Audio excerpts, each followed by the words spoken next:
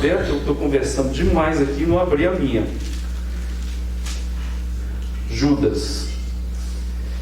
Então vamos ler aqui Judas. Cada um lê um versículo, pode ser? O pessoal aí de trás participar também. Vamos ler. Então quem pode ler o primeiro? Vamos lá, engatando logo após um ao outro. Judas, servo de Jesus Cristo, irmão de Tiago, aos que foram chamados, amados por Deus, Pai, e guardados por Jesus Cristo. A misericórdia, a paz e o amor nos sejam multiplicados. Amados, quando empregava toda a diligência em escrever-vos acerca da nossa comunhão, comum salvação, foi que me senti obrigado a corresponder-me convosco, exortando-vos a batalhardes diligentemente pela fé que uma vez por todas foi entregue aos santos. Pois certos homens, cuja condenação já estava sentenciada há muito tempo, infiltraram-se dissimuladamente no meio de vocês. Estes são ímpios e transformam a graça de nosso Deus em libertinagem e negam Jesus Cristo, nosso único soberano e Senhor. Quero, pois, lembrar o conhecimento de tudo isso, quero lembrá-los de que o Senhor libertou o povo do Egito, mas posteriormente destruiu os que não creram. E a anjos, os que não guardaram o seu estado original, mas abandonaram o seu próprio domicílio. Ele tem guardado sob trevas, em algemas eternas, para o juízo do grande dia. Com Sodoma e Gomorra e as cidades circunvizinhas, que havendo se entregado à prostituição, como aqueles, seguindo após outra carne, são postas para exemplo do fogo eterno, sofrendo punição. Ora, estes da mesma sorte, quais sonhadores alucinados, não só contaminaram a carne, como também rejeitam o governo e difamam autoridades superiores. Contudo, o arcanjo Miguel, quando contendia com o diabo que estava a respeito do corpo de Moisés, não se atreveu a proferir juízo infamatório contra ele. Pelo contrário, disse: o Senhor te repreenda. Todavia, esses tais difamam tudo o que não entendem, e as coisas que entendem por instinto, como animais irracionais, nessas mesmas coisas se corrompem. Ai deles, porque prosseguiram pelo caminho de Caim, e movidos de ganância, se precipitaram no erro de Balaão, e pereceram na revolta de Corá. Estes homens são como postes submersos em vossas festas de fraternidade, banqueteando-se juntas sem qualquer recado, pastores para si mesmos se apacentam, nuvens sem água impelidas pelos ventos, árvores em plena estação dos frutos, destes desprovidas, duplamente mortas, desarraigadas. São ondas bravias do mar, espumando seus próprios atos vergonhosos, estrelas errantes, para as quais estão reservados para sempre as mais densas trevas. Enoque, o sétimo a partir de Adão, profetizou acerca deles. Vejam, o Senhor vem com milhares de seus santos, para exercer juízo contra todos e para fazer convictos todos os ímpios, acerca de todas as obras ímpias que impiamente praticam e acerca de todas as palavras insolentes que ímpios pecadores proferiram contra ele. Os tais são murmuradores, são descontentes, andando segundo as suas paixões.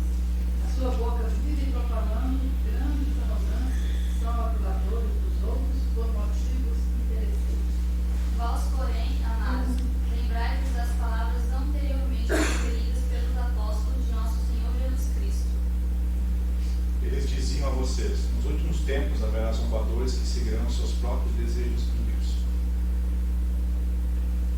Estes são os que causam divisões entre vocês, os quais seguem a tendência da sua própria alma e não têm o Espírito. Vós, porém, amados, edificando-vos na vossa fé santíssima, orando no Espírito Santo. Mantenham-se no amor de Deus enquanto esperam no Espírito Santo. Mantenham-se no amor de Deus enquanto esperam que a misericórdia do nosso Senhor Jesus Cristo os leve para a vida eterna.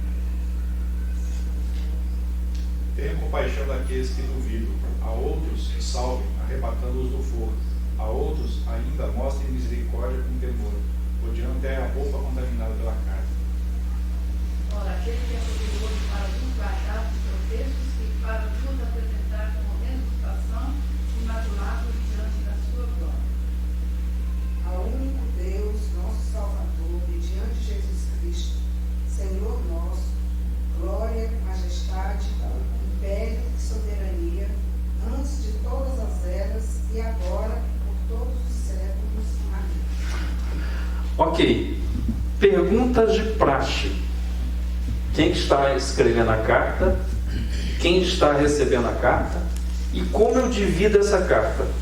As 3 perguntas. Primeiro, remetente. 2, destinatário. E 3, a divisão da carta.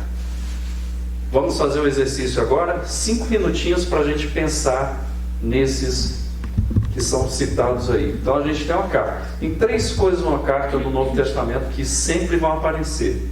Às vezes aparecem mais detalhes, mas essas 3 sempre vão aparecer. Ou seja, uma saudação, né? Alguém fazendo essa saudação, então o remetente. Tem o corpo da carta, que é o assunto.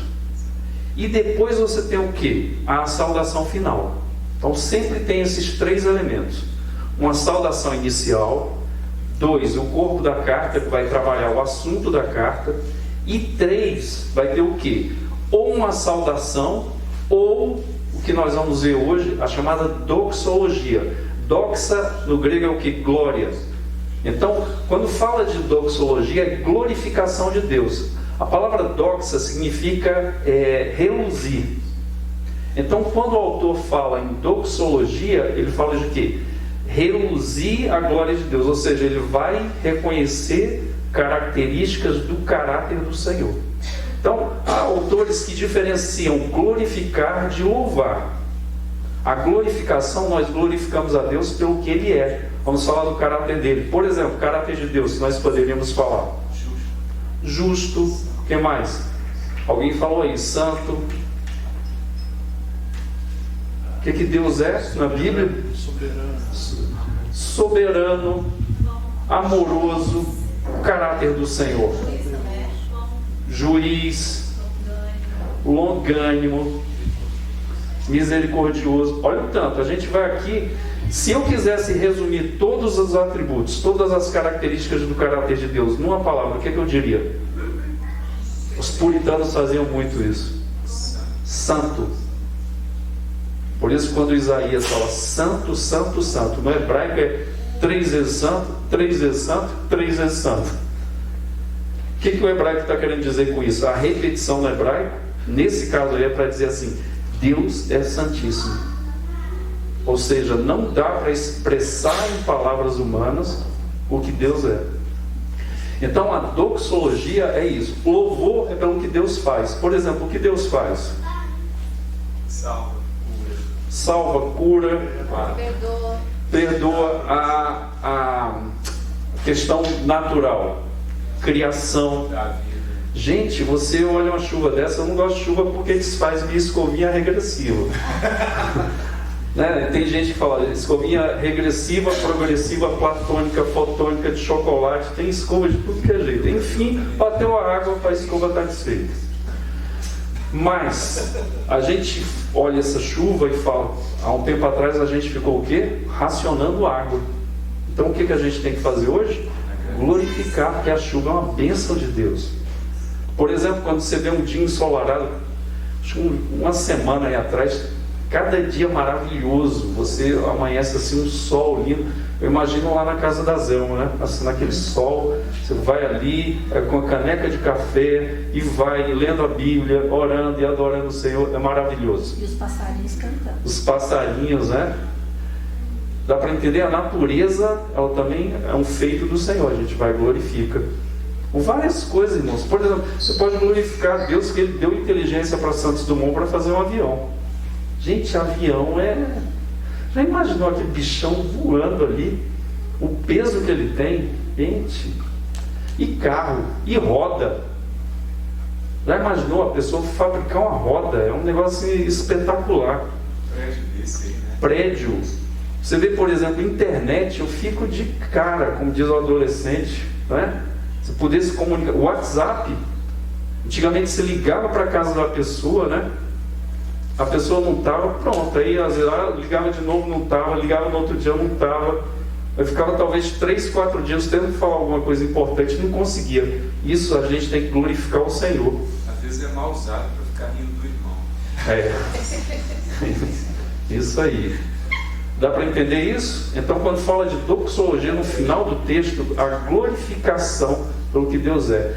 Então, são essas 3 coisas que são mostradas sempre numa carta do Novo Testamento, que não é só do Novo Testamento, é do ambiente do Novo Testamento. É um ambiente grego. Então, a gente vai ver esse tipo de carta. Outra, do ambiente romano também. Quando Cláudio Lísias, que prende Paulo ali em Jerusalém, arrebata da multidão, que Paulo ia ser linchado, quando ele fala da ressurreição e tal, o Cláudio Lísias manda uma carta, né? E ele fala saúde no final, cumprimenta no início, o corpo da carta falando por que ele está mandando aquela carta. É um tipo de carta neotestamentária, tá? Então vamos trabalhar primeiro aqui, e isso você vai fazer sempre quando você estiver lendo uma carta do Novo Testamento, tá? Então, quem é o remetente? 2, destinatários.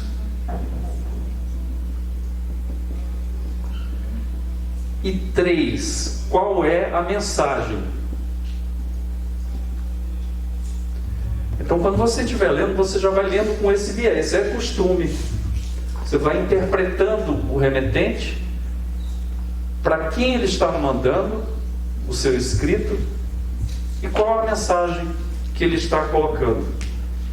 Essas 3 coisas são essenciais quando a gente vai ler a Bíblia, tá ok? Vamos lá, 5 minutos?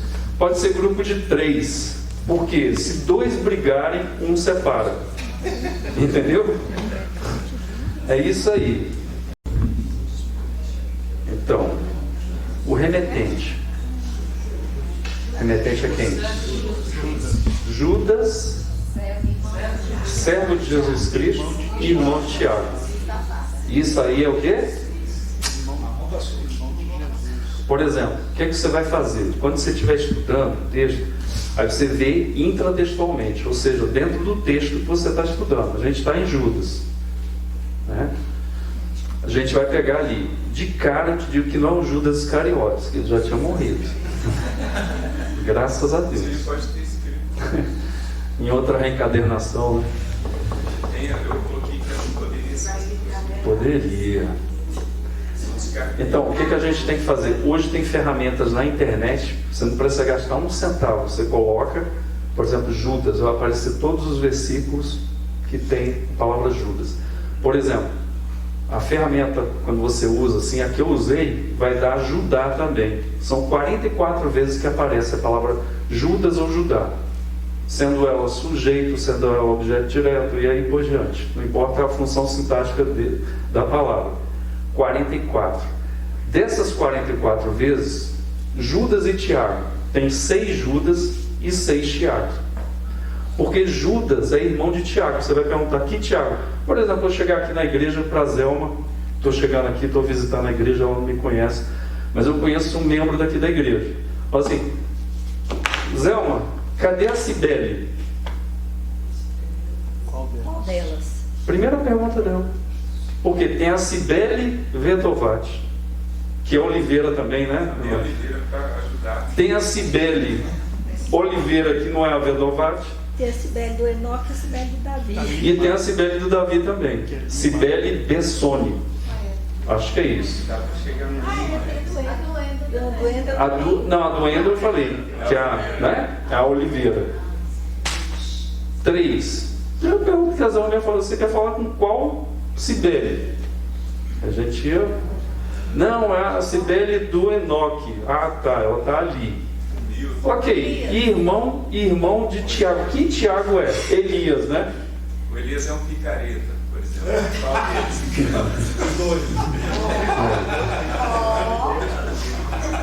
Isso dá baixa na membresia.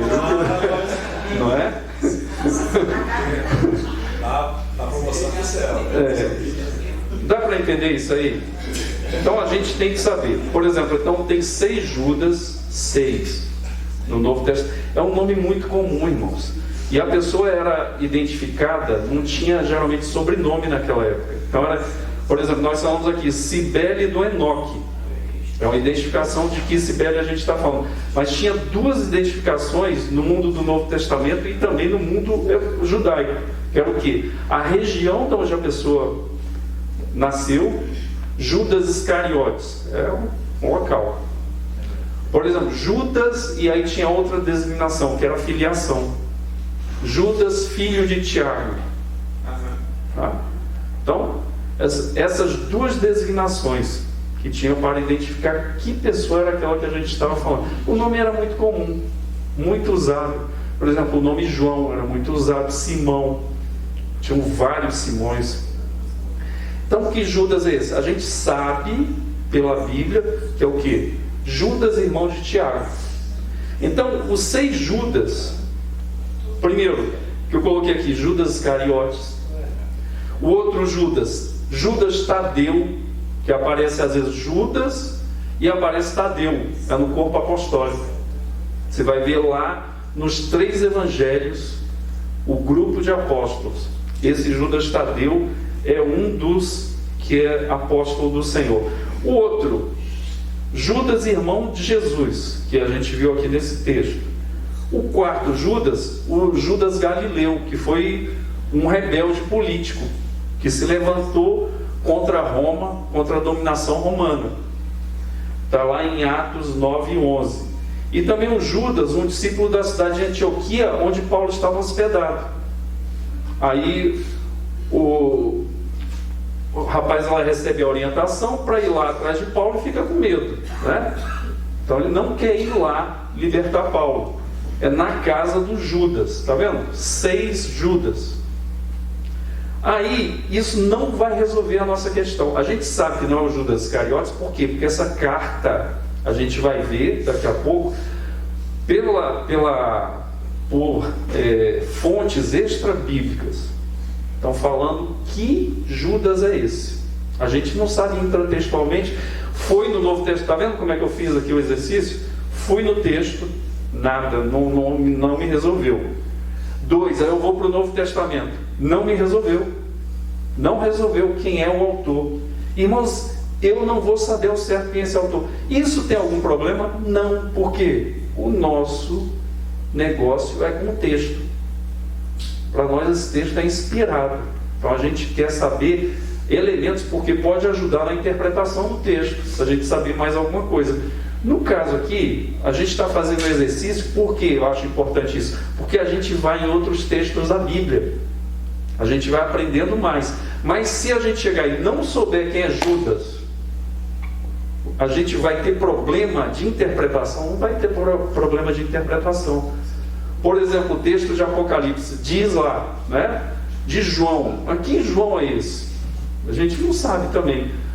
Possivelmente seja o João, discípulo também, irmão de Tiago, filho de Zebedeu.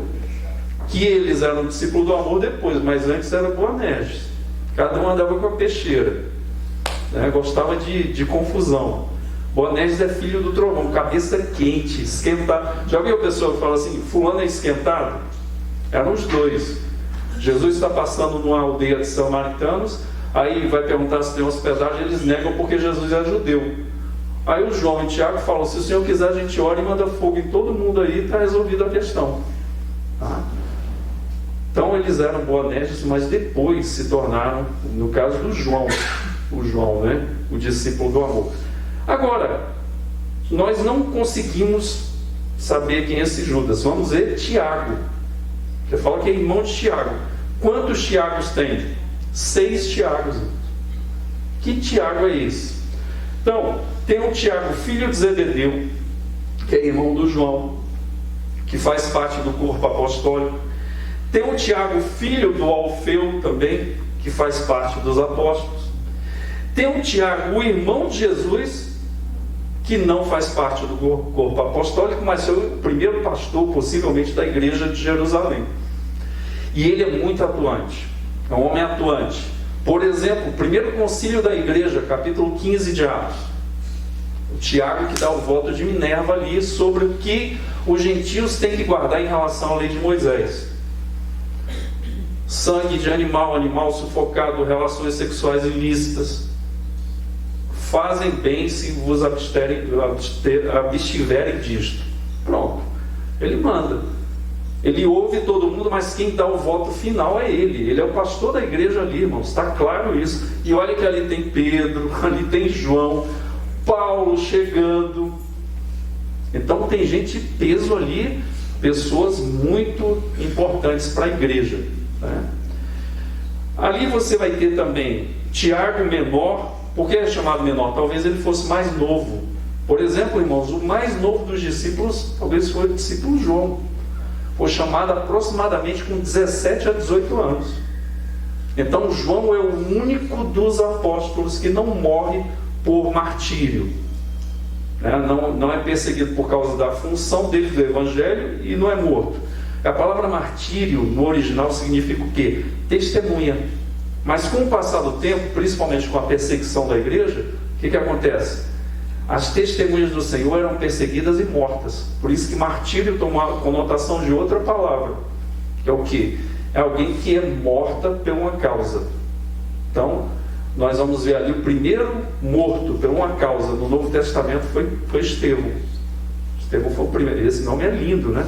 Porque significa coroa, coroação. Então Tiago menor é o mais novo, que era filho de Maria, uma das mulheres que andavam ali com Jesus. Tem um outro, Tiago, pai de Judas, o apóstolo, Judas Iscariotes. E tem também Tiago, o irmão do autor da carta que estamos estudando, que é esse aqui que foi citado no texto de Judas.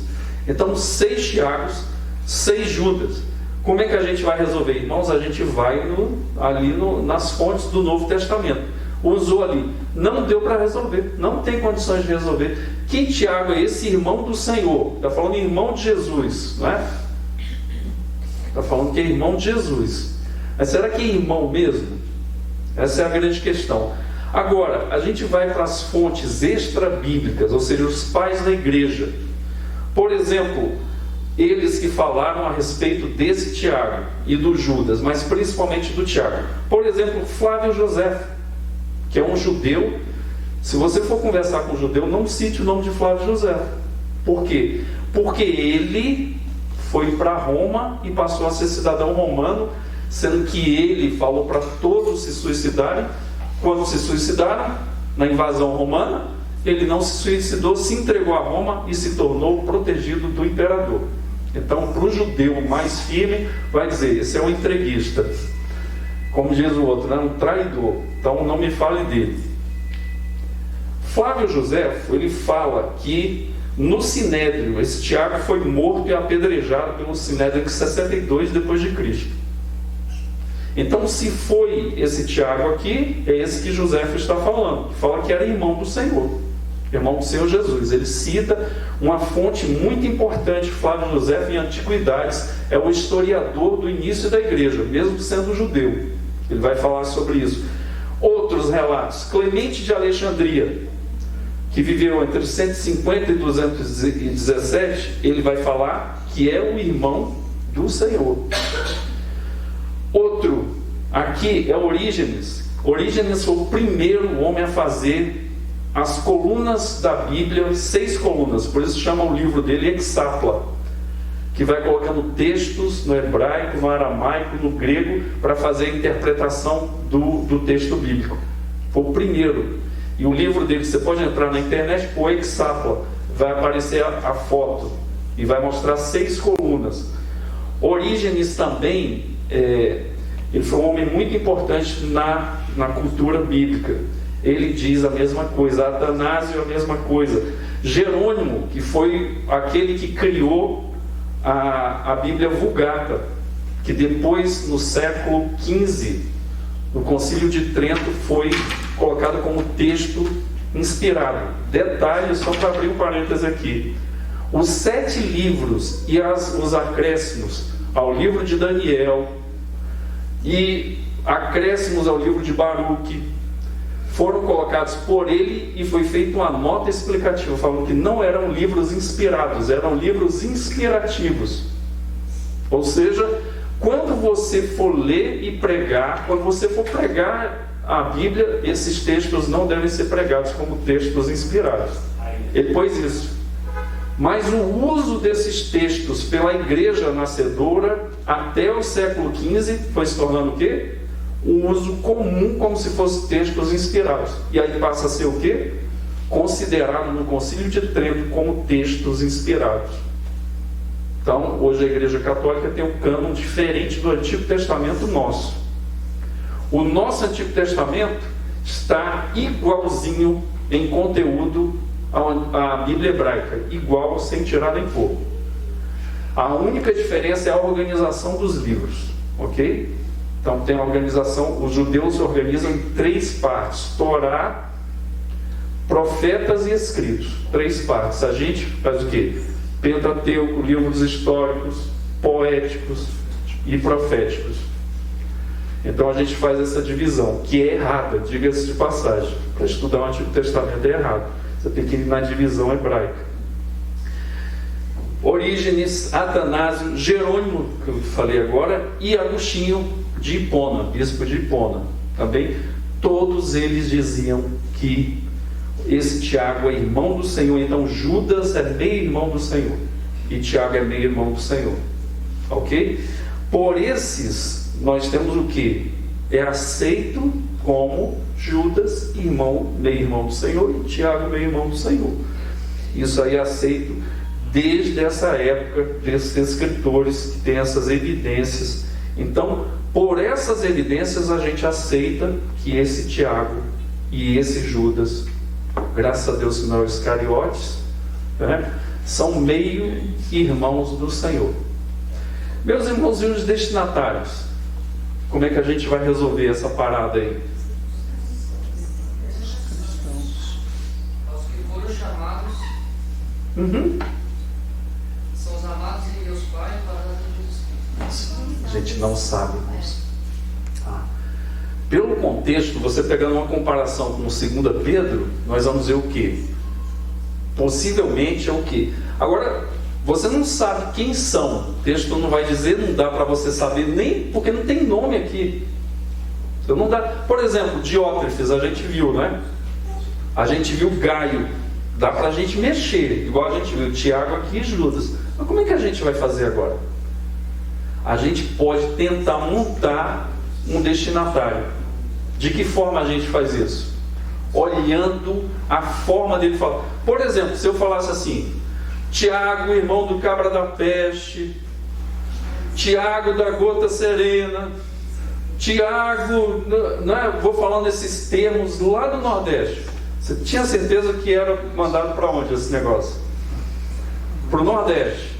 Agora, se eu fizesse diferente, olha, Tiago, produtor de pão de queijo, Tiago que gosta de roça com pão de queijo, Tiago que gosta de gueiroba. Você vai ver que é um mineiro. Agora, se eu falasse assim: Tiago que gosta de churrasco, Tiago que gosta de carne mal passada no churrasco, Tiago que gosta de chimarrão. Você está falando com um paraibano, meu irmão? Eu sou um paraibano fajuto, né? Não é, você está falando com uma pessoa do sul do Brasil. Dá para entender? E como é que eu identifico isso nesse texto? A dificuldade é que a gente não tem acesso ao escritor. Por exemplo, o escritor está morto, o texto é antigo e a gente não sabe como fazer. O que a gente vai olhar? No texto. As expressões aqui, que nós vemos o quê? Por exemplo, dos destinatários, que ele vai falar no texto. Algumas coisas. Por exemplo, ele usa termos do Antigo Testamento. Você viu isso?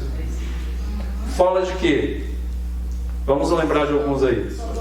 Sodoma e Gomorra. O que mais? Caim. Corá. Moisés. O que mais? Enoque está ali, depois se vocês quiserem conversar com ele. Quem mais? Falaram aí. Adão. Balaão.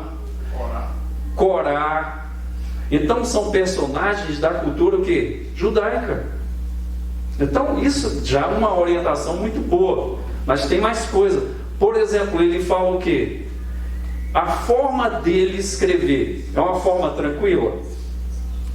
Ele está falando assim: filhinhos amados, olha que bom que esses infiltradores que estão aí falando heresia, olha que maravilha. É assim que ele está falando? Não, mas Ele está falando, ó, quando ele se refere aos infiltradores, ele vai, ó, é um texto com características proféticas. Irmão, e outra coisa, abrindo um parênteses aqui, a gente quando fala em profetismo bíblico, a gente pensa de quê? Fala aí. Futuro. Gordon Fee fez uma estatística dos textos proféticos da Bíblia. De textos relacionados ao futuro, predições proféticas, dos 100% das profecias bíblicas, menos de 5% são do futuro. E mais de 70% são textos corretivos, que é a característica do profetismo, é o quê? Olhar para trás e corrigir. O que ele está fazendo? Ele está olhando personagens do passado, pessoas que se deram mal no caminho com Deus, que desobedeceram a Deus, que são lembrados como pessoas não gratas. Então ele está o quê? Chamando a atenção e corrigindo os destinatários. Cuidado para não cair no erro de Balaão. Cuidado para não cair no erro de Corá.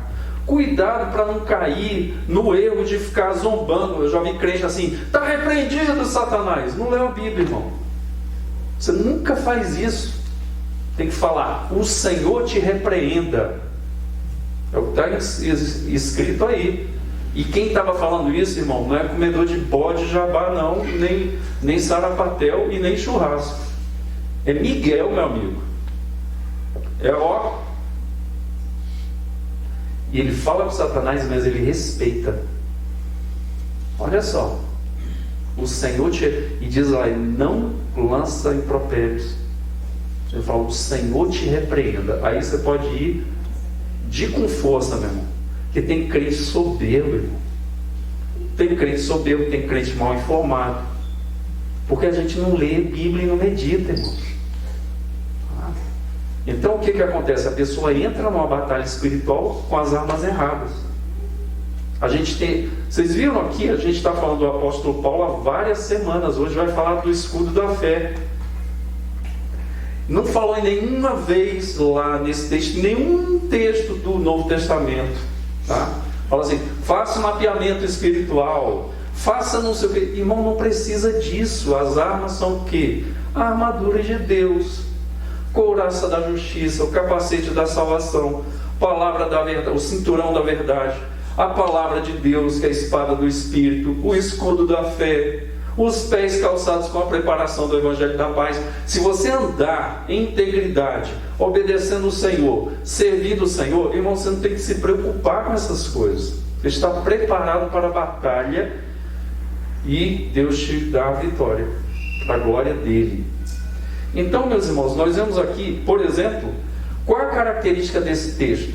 É uma característica do mesmo que eu falei no texto profético. Quando ele fala, por exemplo, ai deles, é o ai profético.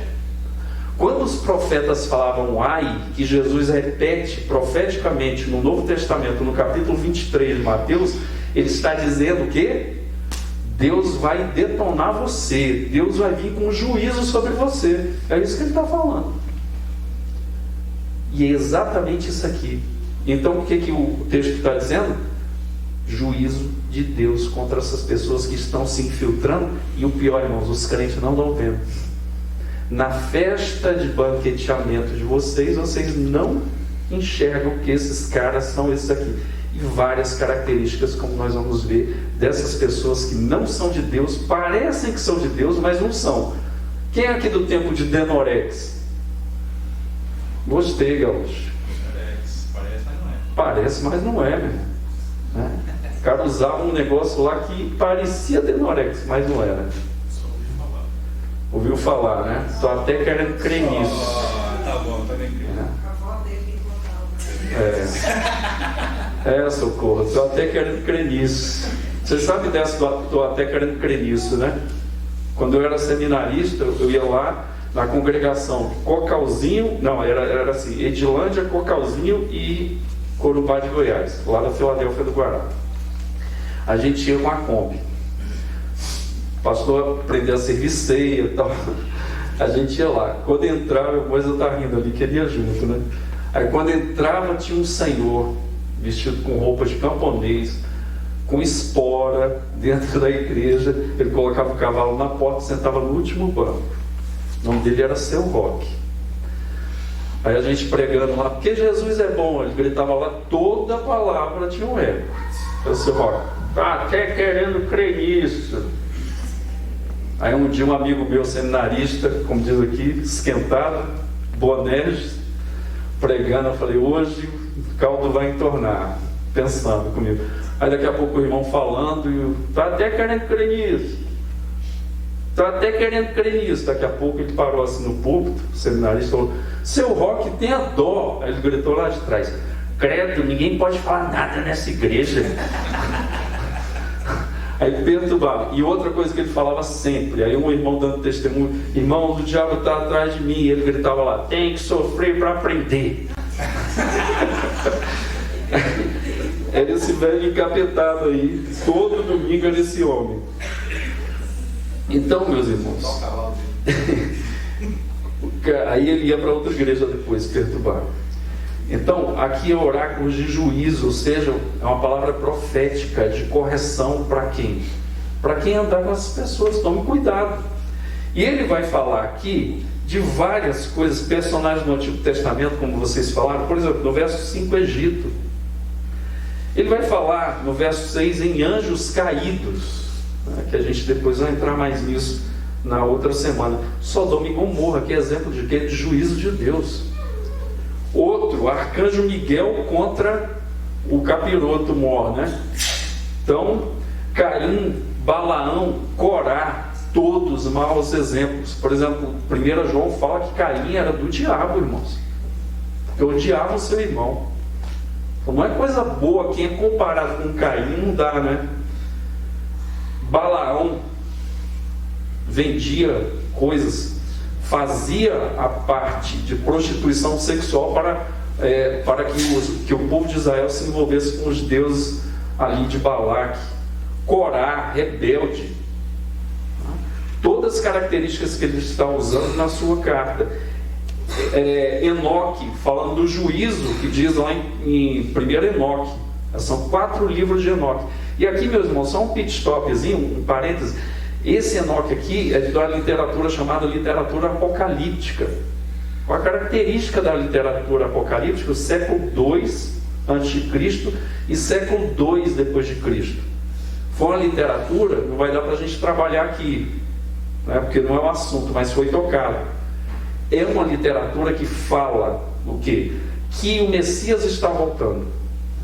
Basicamente é isso. E tem características de animais bizarros. Você pega no Apocalipse de João, besta que emerge do mar, besta que emerge da terra. Então tem os personagens, tem as características, numerologia apocalíptica, número 7, 7 taças, 7 anjos, 7 igrejas. Isso não é por acaso.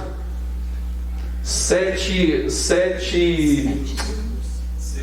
selos, 7 pragas, 7 castiçais. Então, faz parte de uma linguagem. Irmão, o judeu vê o Apocalipse de João, ele entende. A gente é que não entende. A gente quer colocar a nossa cultura para dentro do Apocalipse de João. Aí fala, 666. Eu não vou entrar nisso hoje também. Olha lá, 666. Irmão, será que é isso mesmo? A gente tem que ir na literatura apocalíptica, aprender a linguagem para a gente entender o que João está falando ali. Então, características de literatura apocalíptica, textos de Enoque aqui. Por exemplo, você sabia que tem vários livros nessa literatura? Por exemplo, Apocalipse de Abraão. Você sabia que tem esse aí? Por exemplo, a Assunção de Moisés, esse texto que fala do corpo de Moisés. Você fala, nunca vi isso. Fala na Bíblia que não sabe onde é que foi enterrado. mas tem na literatura apocalíptica. Características da literatura apocalíptica, que aí o autor sagrado puxa aqui para falar para esse povo. Cuidado, porque o juízo de Enoque vai vir também. Adão, né? Vou falar aqui sobre Adão também. Então, qual é a característica desse povo? Eu falei, eu posso mandar para o nordestino, eu vou falar a língua dele. Eu posso mandar para o sulista, eu vou falar a língua dele. Por exemplo, gaúcho, fala uma palavra que a gente tem certeza que a gente não vai adivinhar. Cusco. Hã? Guaipeca. Tem aqui também, ó, dois. Hã? Guaipeca. Guaipeca? Cusco. Eu sei. Meu amigo, guaipeca, eu não sei. Vocês sabem o que é guaipeca? Ajuda aí. Uma fruta amarela. Guaipeca, eu não sei. O que é guaipeca? Hã? Cachorro. Cachorro, por exemplo, como é que você chama a criança? Guri. Ele chama piá, guri, né? O João Geraldo, que vai estar conosco no acampamento, ele é baiano, mas foi criado no Paraná. Ele chama o filho dele de piá.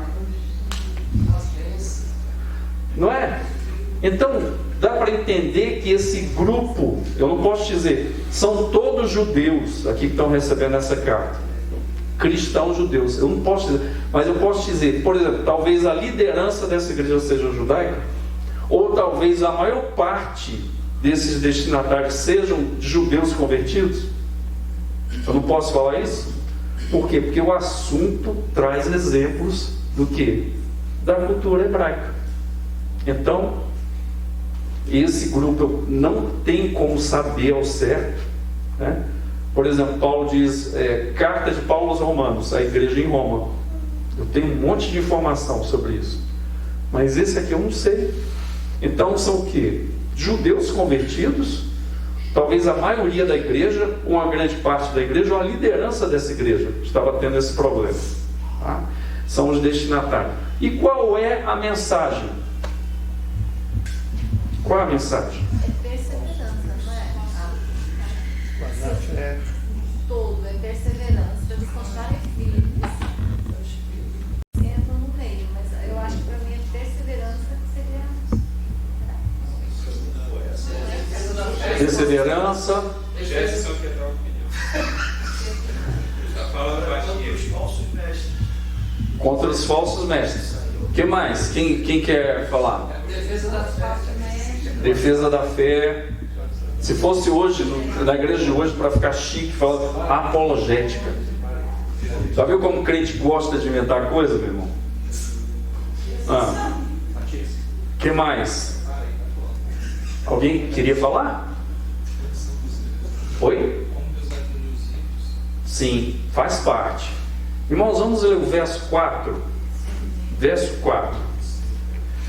Pois certos indivíduos se introduziram, porque ele está falando no verso 3, amados, quando empregava toda a diligência em escrever-vos acerca da nossa comum salvação, foi que me senti obrigado a corresponder-me convosco, exortando-vos a batalhardes diligentemente pela fé que uma vez por todas foi entregue aos santos. Por que ele está fazendo essa ênfase? Está dando essa ênfase?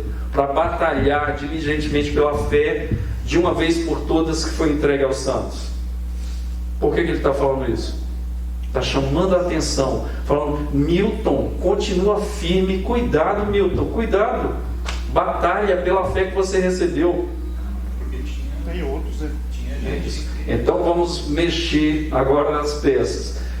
É uma palavra de alerta. A mensagem então é alerta aos crentes desta igreja, por quê? Tinha filho de capiroto no meio lá, perturbando, cabra ruim. Como é que a pessoa ruim lá no sul? Ruim? É ruim. Isso aí, lá no Nordeste, cabra ruim, eu estou sendo bonzinho, né? Arengueira, essa é ótima. Arengueira, ó. Lá na sua região, lá, irmã, mãe da Suzana, Edmei, como é que é lá na sua região? Cabra briguento.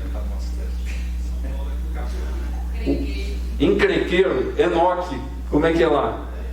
Encrenqueiro. Lá na Paraíba é nó cego.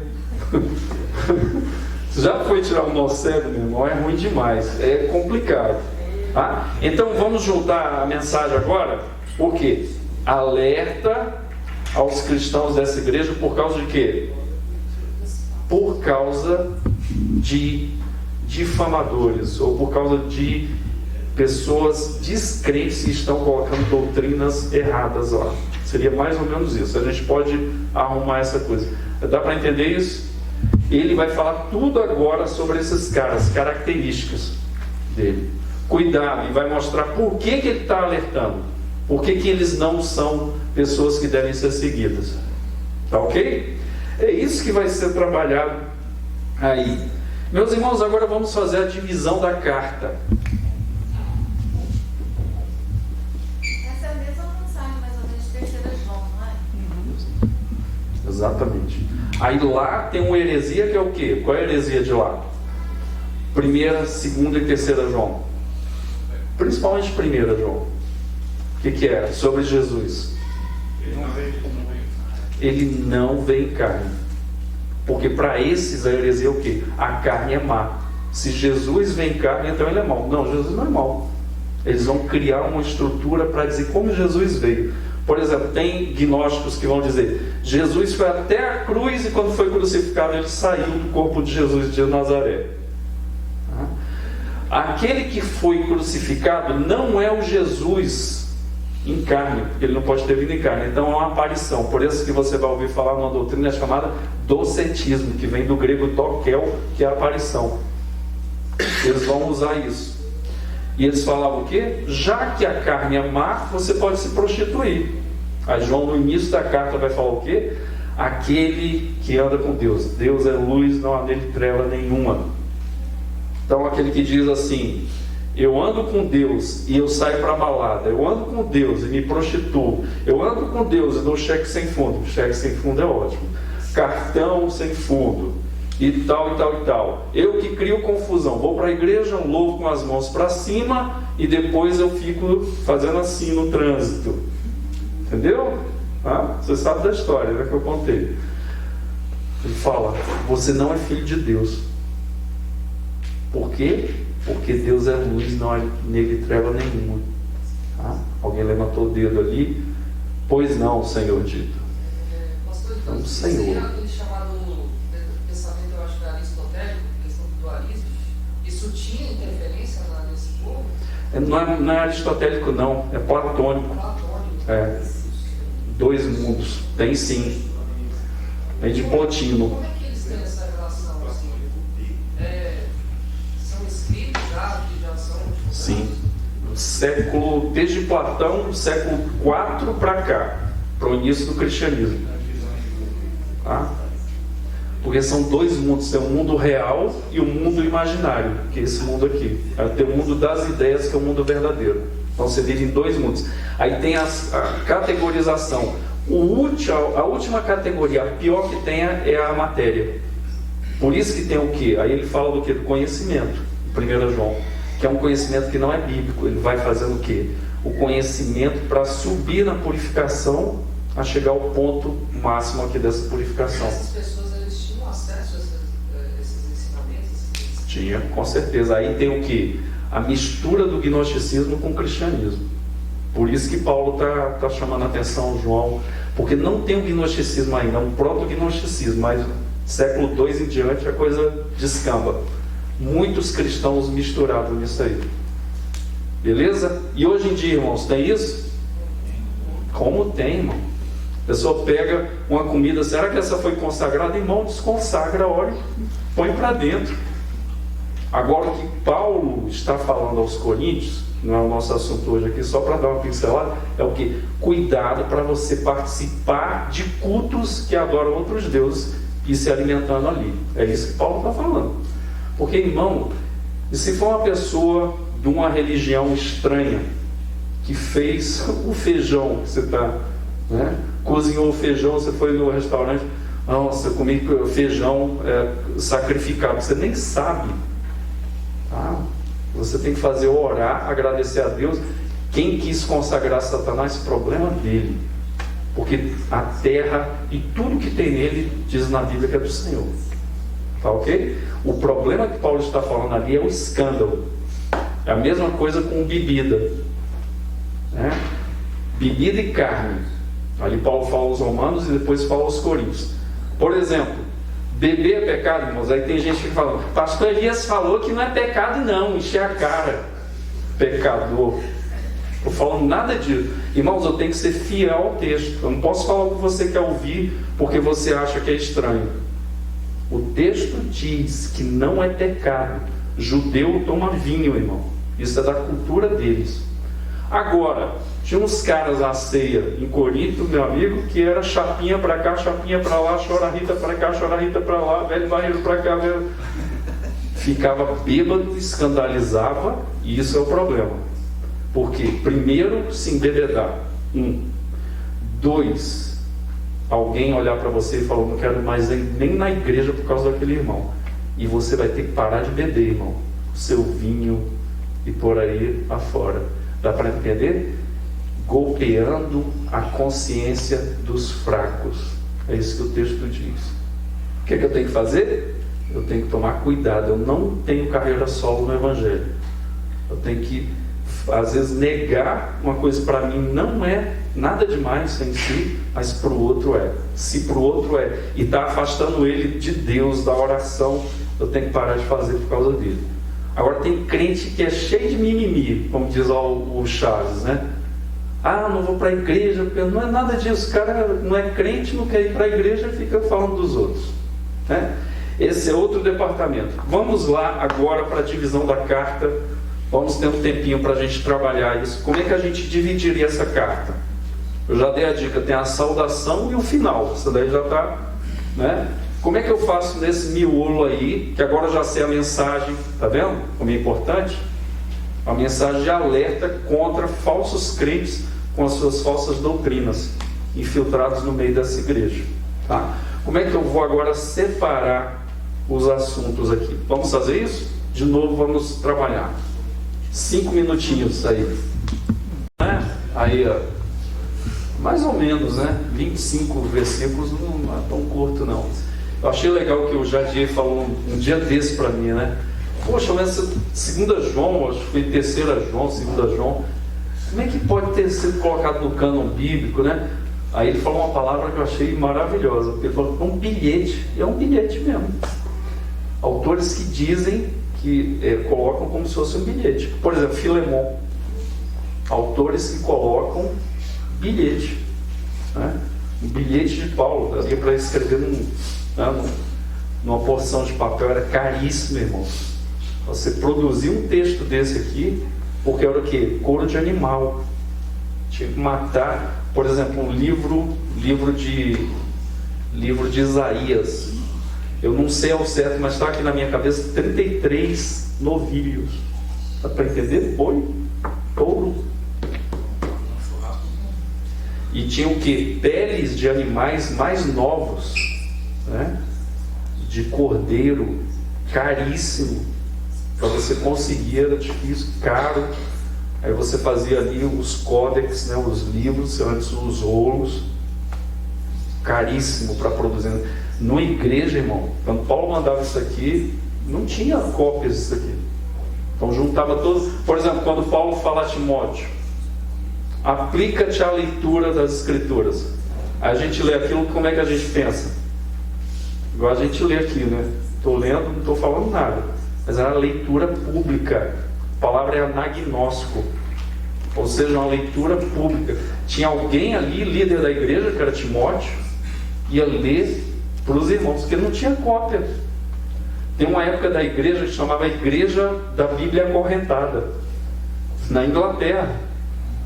Eu não lembro agora o século, mas eu acho que era o século 14 ou 15, que o que? A Bíblia ficava acorrentada nos bancos, por quê? Para os irmãos não roubarem a Bíblia.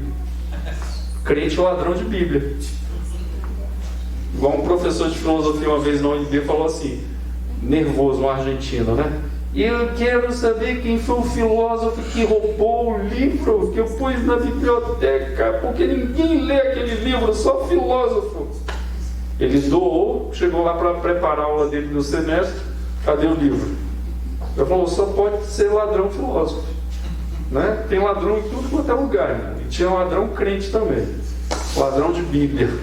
Aí foi muito legal a sua participação, muito bom mesmo. Então, vamos lá. Como diz o outro, vamos começar. Primeira parte, vai de onde a onde? Saudação. É a saudação, né? Nós vimos aí que ele vai falar quem é e vai falar sobre o destinatário também, qualidades e bênçãos, que a gente vai ver sobre destinatários. Irmãos, a gente lê e a profundidade dessas bênçãos que Judas faz, cada palavra, amor, graça, características dos destinatários, escolhidos, protegidos, amados. Cada palavra dessa daí, irmão, tem coisa aí embutida. Ele não está falando de graça isso aí, só uma palavra de Deus inspirada. A semana que vem a gente vai trabalhar. Quando vai terminar essa nossa análise? Não sei, irmão. Talvez quando Jesus voltar a gente está terminando. Lógico que é exagero, né? A gente vai passar algumas semanas aí, porque tem essa carta, tem uma riqueza, uma profundidade muito grande, de palavras também. 2, e aí? Então a saudação primeiro. A segunda coisa, irmãos, aqui vai ser diferenciado, né? Autores, não tem um autor que faz igual ao outro. Faz uma introdução. Não tem um autor. Motivo, né? Motivo. Isso. Então, eu pus aqui, como diz no texto, lutar pela fé evangélica. Eu pus assim, que ela falou aqui, a Neila falou, perseverança, né? Pela fé evangélica. Irmãos, essa fé aqui, é a fé para a salvação? Não. Outra coisa que a gente poderia explorar aqui na aula de hoje. Não é fé para a salvação. Essa fé é o quê? É o caminho de doutrinas evangélicas. Perseverança do santo. Porque antes, Gildo, é o quê? É o conjunto de doutrina ou doutrinas que faz ele chamar essa fé. Perseverar por essas doutrinas. É tanto que ele vai atacar as pessoas que vão contra a doutrina evangélica. Eu faria um alerta primeiro, dar um contra-exemplo, né? Do que seria, você não deve seguir, existe isso e o fim desses caras. Isso. Foi isso aí dessa prática. Isso aí. Depois ele vai insistir na perseverança ao caminho correto, diferente daquele. Isso aí. Se lembram lá em 1 João não, 2 João, no finalzinho, contra aqueles hereges, o que João fala? Eu vou dar um exemplo aqui, vocês vão lembrar. Wagner, chame Diótrefes em casa, sirva um cafezinho, uma rosquinha, peça para a irmã Eliane um pãozinho de queijo. Ficar longe desse. Nem comer. É isso, só para nem saudar, meu. Porque, irmãos, é isso que a gente tem que ser maduro. A gente tem, como diz o ditado piauiense, uma coisa é uma coisa, outra coisa é outra coisa. Pior seria se pior fosse. Entendeu? O negócio é alto nível. O que a gente tem que fazer? Tem que saber dividir. Por exemplo, eu tenho que amar as pessoas. Amar não é isso, irmãos. Amar é falar para a pessoa, você está errada, e tal, e tal, e tal. A gente vai ver o conceito de amor na semana que vem. Então, o que eu pus aqui? O tempo não vai dar, senão a gente não anda. Lutar pela fé evangélica. Eu abri os subitens aqui. Ok. Razão da luta. Então eu coloquei razão da luta 1, que é 1:4. Vai falar, nós já repetimos aqui. Exemplos dos juízes de Deus no Antigo Testamento, de 5 a 7. Então, como Moisés falou de contra-exemplos. Depois, razão da luta 2. Eu estou colocando lutar pela fé evangélica. Aí eu pus continuação, porque ele vai continuar falando das características destes, que é do 8 ao 13. Tem inúmeras coisas. Do 5 ao 7, exemplos dos juízes de Deus no Antigo Testamento. Ele vai citar vários exemplos de juízos do Senhor no Antigo. Não vai dar tempo da gente... Ou essa semana que vem eu me converto ao PowerPoint, né? O irmão faz o PowerPoint para mim e eu esqueço de mandar para ele, mas tudo bem. Razão da luta 2, eu pus continuação, que ele vai falar mais características destes que estão infiltrados lá, de 8 a 13, um monte. A gente vai trabalhar isso aí. Depois, dentro ainda da luta pela fé evangélica. Então, 1, saudação. 2, lutar pela fé evangélica. Eu pus a razão da luta 2, continuação, como eu falei agora. Exemplos do juízo de Deus profetizados por Enoque. Eu pus o 14 e o 15, versículo. Exemplos do juízo de Deus profetizado por Enoque. Daqui a pouco eu repito de novo. Pode ir? Estou gostando, tem gente que está com um caderno aí, ó. Isso aqui é uma escola, meu irmão. Né? E fechando esse ponto, lutar pela fé evangélica, a razão da luta 3, continuação. Ele vai dar mais razões para lutar pela fé evangélica, os destinatários. Aí eu ponho o ponto 3, é o ponto 1, saudação. Ponto 2, lutar pela fé evangélica. Ponto 3, alerta aos destinatários, que é exatamente a continuação das outras alertas. Eu pus essa daqui. Então, dentro desse aí, razão da luta 4, que eu ponho aqui a associação, depois você vai entender. Do 17 ao 19. Quarta razão da luta. Então tem a 1, que está no verso 4, tem a razão da luta 2, que está dos versos 8 a 13, a razão da luta 3, no verso 16, a razão da luta 4, do 17 ao 19. E fechando essa parte do corpo da carta, se lembra? Saudação, o corpo e a saudação, ou então no caso aqui, a gente vai ver uma doxologia, uma adoração a Deus pelo que Ele é, o caráter do Senhor, que é lindíssimo. Então, aqui, conselhos finais de Judas, do 20 ao 23, eu pus assim. E a parte 4, que é a doxologia, a adoração a Deus pelo caráter do Senhor. Então, fechando. E o assunto dessa carta a gente já viu, alertas aos cristãos por causa do quê?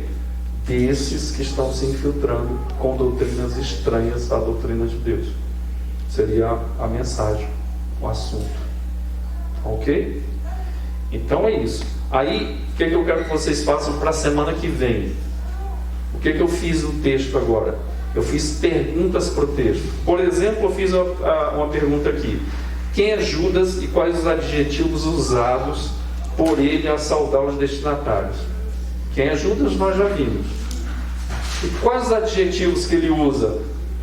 Amados, escolhidos.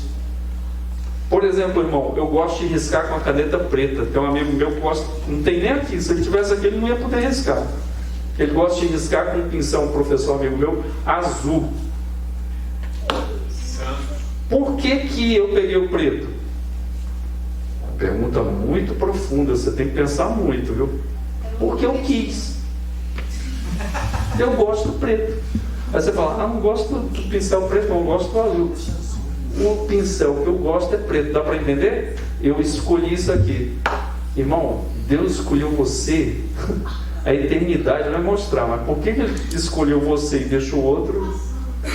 Você vai entender isso? Não dá para entender, irmão. Deus escolheu, ponto final.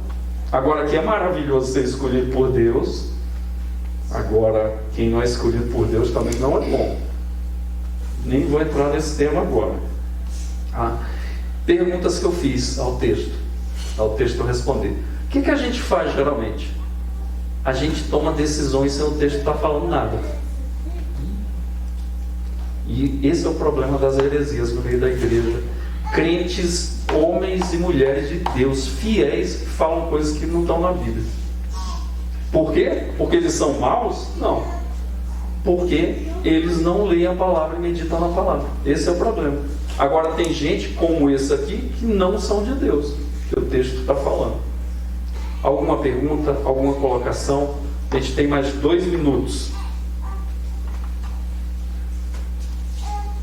É interessante quando Judas coloca assim como João também fala. Judas fala a verdade, você foi entregue uma vez por todas. Você foi entregue inteiro. Muito bom. Não foi por parte. Isso. E ele, acho que ele também fala aí, ou é